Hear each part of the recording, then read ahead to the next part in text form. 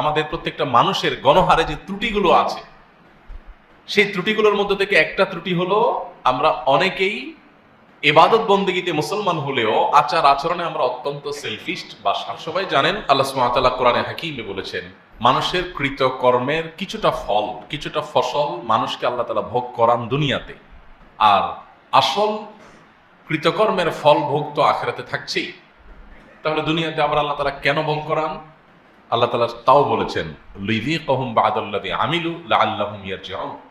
মানুষের কৃতকর্মের কিছুটা ফল ভোগ করে সে যেন সতর্ক হতে পারে, মানুষ যেন সতর্ক হতে পারে যে আমার এই কর্মের ফল যদি এত করুণ হয়, নিদারুণ হয়, মর্মান্তিক হয়, দুঃখজনক হয়, অনাকাঙ্ক্ষিত হয়, তাহলে এটার চূড়ান্ত ফল যেটা আখিরাতে আমাকে ভোগ করতে হবে সেটা না জানি কতটা মর্মন্তুদ হবে, বেদনাদায়ক হবে, কতটা যন্ত্রণাদায়ক হবে, সেটা অনুভব করে মানুষ যখন সংশোধন হতে পারে, ফিরে আসতে পারে, আল্লাহ সুবহানাহু ওয়া তাআলা সেই স্কোপ তৈরি করে দেন সামান্য কিছু ব্যত্যয়, সামান্য কিছু ফেসাদ, সামান্য কিছু আপনার তার কৃতকর্মের ফলস্বরূপ কষ্ট দিয়ে। আল্লাহ বলেছেন যহরাল ফাসাদু ফিল বাররি ওয়াল বাহরি বিমা কাসাবাত আইদিন নাস।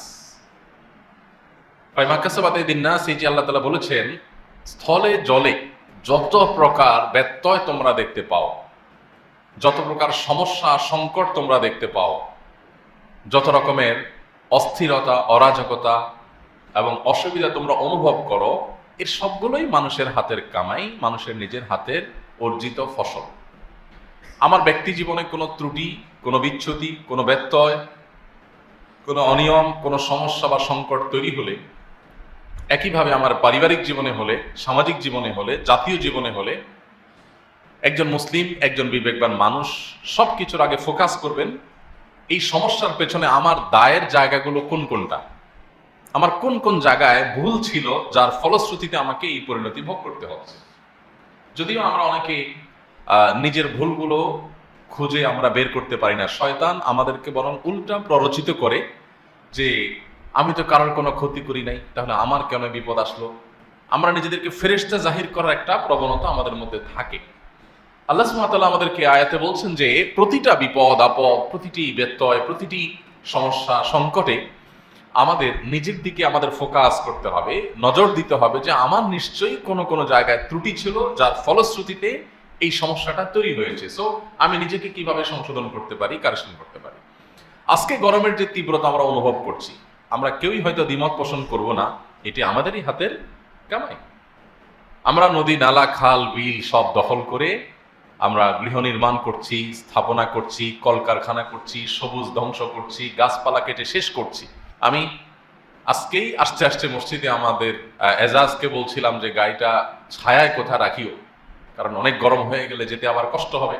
তো সে বলছিল যে যেসব ছায়ায় রাখতাম তার অনেকগুলোর গাছ টাছ কাটা হয়ে গেছে, ছায়া খুব বেশি খুঁজে পাওয়া যাবে না, মসজিদের তো আর নিজস্ব গ্যারেজও না যে গাড়ি রাখা যাবে। তো আমরা যেভাবে বৃক্ষ নিধন করছি প্রত্যেকে যার যার মতো, আমাদের একটুও বুক কাঁপে না আমরা একটা গাছ যখন কেটে ফেলি। হ্যাঁ, প্রয়োজন হলে গাছটা মানুষ কাটতেই পারে, সে সুযোগ ইসলামে রয়েছে, কিন্তু সেটা প্রয়োজন হলে, বিনা প্রয়োজনে একটি গাছ, একটি পাতা, একটি লতাও যেন মানুষ না ছিঁড়ে নষ্ট না করে, সেই শিক্ষা ইসলাম আমাদেরকে দিয়েছে।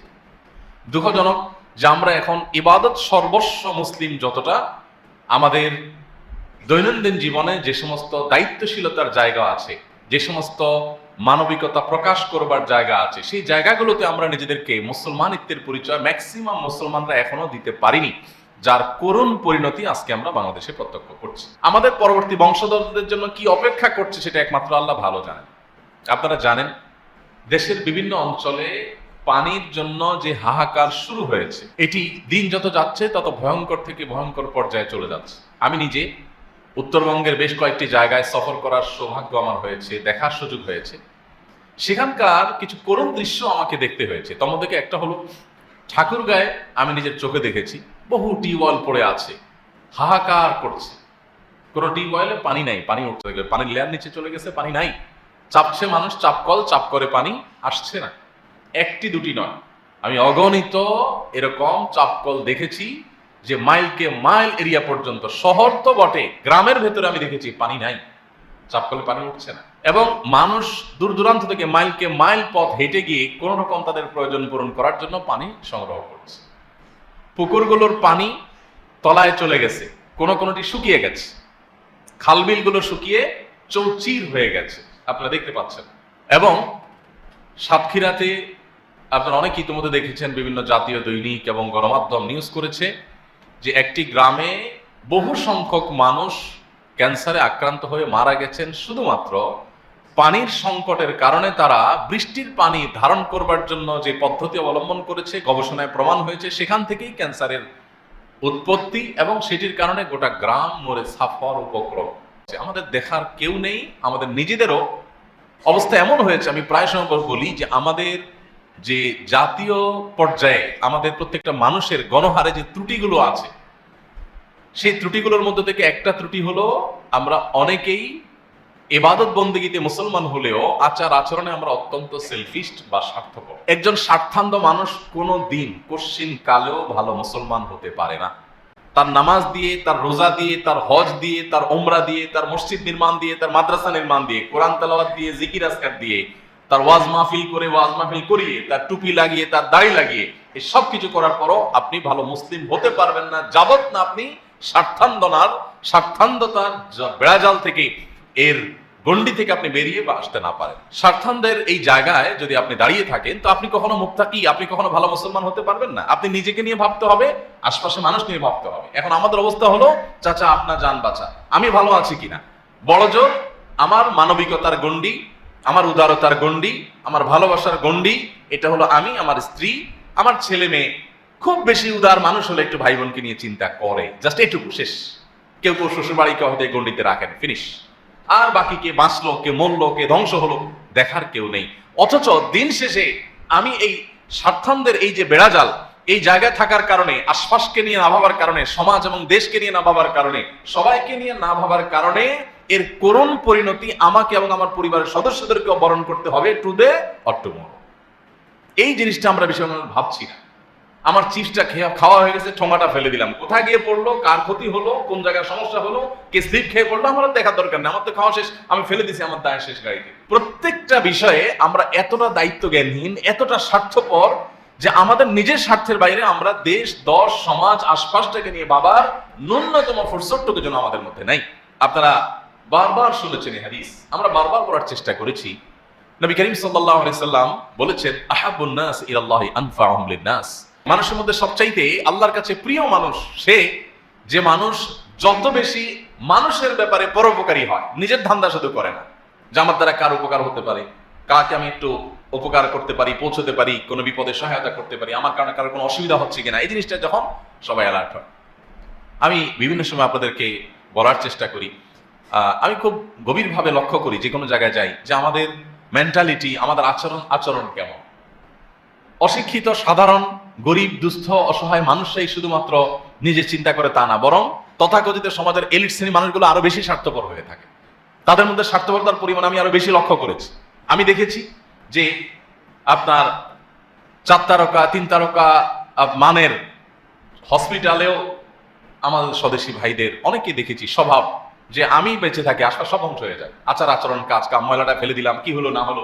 আমি প্রায় সময় একটা উপমা আপনাদেরকে দিয়ে থাকি, যে বাসায় চিংড়ি মাছ আনছেন, চিংড়ি মাছ কোটাকাটি শেষ, বাসায় সেটা থাকছে, আগের দিন আনছেন, কোটাকাটি করছেন, এখন গন্ধ বাইরে।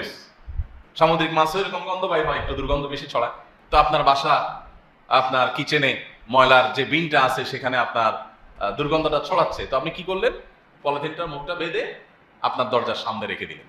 তাতে কি হলো, আপনি বেঁচে গেলেন, আপনার পরিবার বেঁচে গেলেন, গন্ধ আর আপনাদের কষ্ট দিচ্ছে না। কিন্তু গন্ধটা এখন কে পাচ্ছে, ওই সিঁড়ি ঘর দিয়ে যত মানুষ অতিক্রম করছে, উপর থেকে নিচে নামছে, প্রত্যেকে নাকে হাত দিয়ে দিয়ে নামছে, আপনার প্রতিবেশী দরজাটা খুলছে আর দুর্গন্ধ দিয়ে তাকে ওয়েলকাম করছে। ছোট্ট একটা ইস্যু, হয়তো আমরা চিন্তাও করি না। আপনি সকাল থেকে রাত পর্যন্ত যদি কাগজ আর কলম নিয়ে নোট করেন, আমি তো বিশ্বাস করি যে আপনি দিন শেষে 20-50টা আইটেম পাবেন যে আপনি মানুষকে অনবরত কষ্ট দিয়ে যাচ্ছেন, জুলুম করে যাচ্ছেন, মানুষের অধিকার নষ্ট করছেন, পরিবেশটাকে ধ্বংস করছেন, দূষিত করছেন। আপনি আবার গরমের তীব্রতায় হাঁপ ছেড়ে বলবে না, দেশটা কি হয়ে গেল, সব মানুষ অমানুষ হয়ে গেছে, কেউ একটু গাছ টাছ লাগায় না, কেউ একটু দেখেন।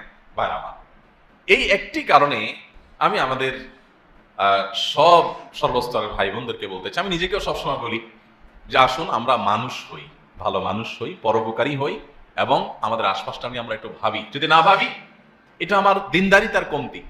আমরা ধর্মটাকে আর এই জাতীয় মানবিক দিকগুলোকে আমরা আলাদা করে দেখি। আমাদের ধর্ম তো কমপ্লিট, ইসলামে কোনো কিছুর অপূর্ণতা নেই।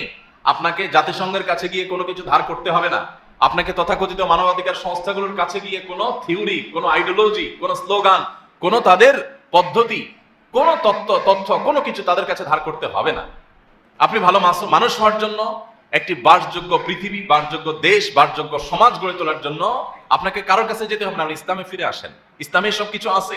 আমরা যদি ইসলামটাকে ভালো করে বুঝি তাহলে সমাজটা বসবাসের যোগ্য হয়ে যাবে, আর না হলে এটা দিন থেকে দিন আরো ভয়ঙ্কর আকারে চলে যাবে।